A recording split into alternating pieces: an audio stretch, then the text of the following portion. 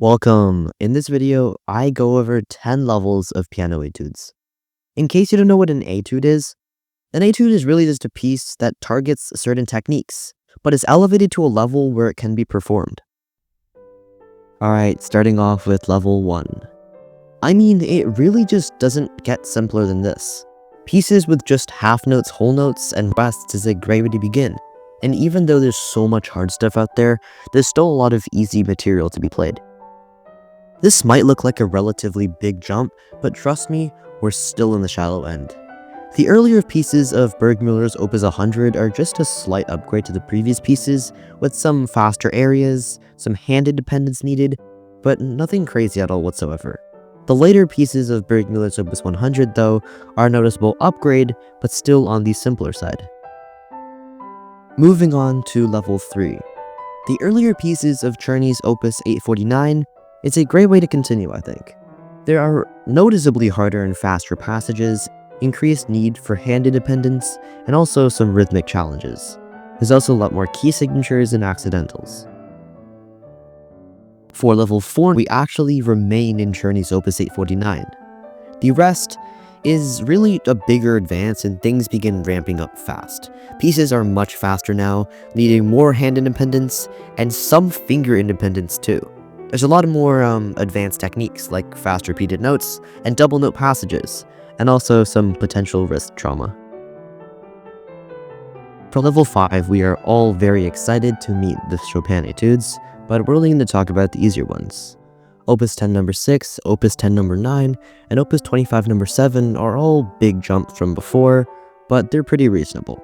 We begin seeing large jumps, finger independence, fast runs, polyrhythms, and many other techniques that just keep getting more common as we continue. Level 6 allows us to enter the mid-level Chopin Etudes, including Opus 25 number 1, Opus 10 number 5, and Opus 10 number 12, which, don't get me wrong, are a challenge to master and perform at a high level, but is still nowhere close to some of the harder pieces. On a piano journey, this is where most people stop. For level 7, we have the harder Chopin Etudes, and of course, I needed to dedicate a whole 3 levels to them. I put etudes such as Opus 10 number 1, Opus 10 number 2, and Opus 25 number 6 here, along with some easier transcendental etudes, such as number 7, number 1, and number 3, which I see are actually easier than some of the hardest Chopin etudes. Level 8 is more or less of a midpoint between hard and more hard, I guess, because I didn't put many pieces in here. I put some transcendentals in here, such as number 10 and number 8, and as well as some mid-level etude tableau. I really just don't have any more pieces to put in here. For level 9, I decided to include the hardest transcendentals, such as Faux-Follet, Mazeppa, and Chasse-Neige.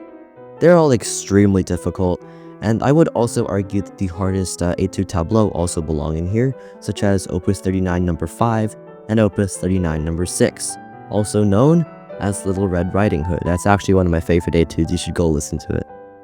Finally, level 10, the end of the spectrum. Here we have the Godowsky Chopin etudes as well as some Ligeti etudes. Godowsky has made some absolutely diabolical edits to the Chopin etudes, such as with Chopin's Opus 10 number 3, which is already a very difficult etude, but he demands that his version be played with the left hand alone. Similarly, his etude on Chopin's Opus 10 number 12, another pretty difficult etude, also involves only the left hand. Ligeti's etudes are also not to be messed with, especially his 13th etude, called the Devil's Staircase, and for a very good reason too. You need to be able to express dynamics from 4 pianos all the way to, I don't know how many Fs this is. I'm done counting. Yeah, that's about it. Thanks. Goodbye.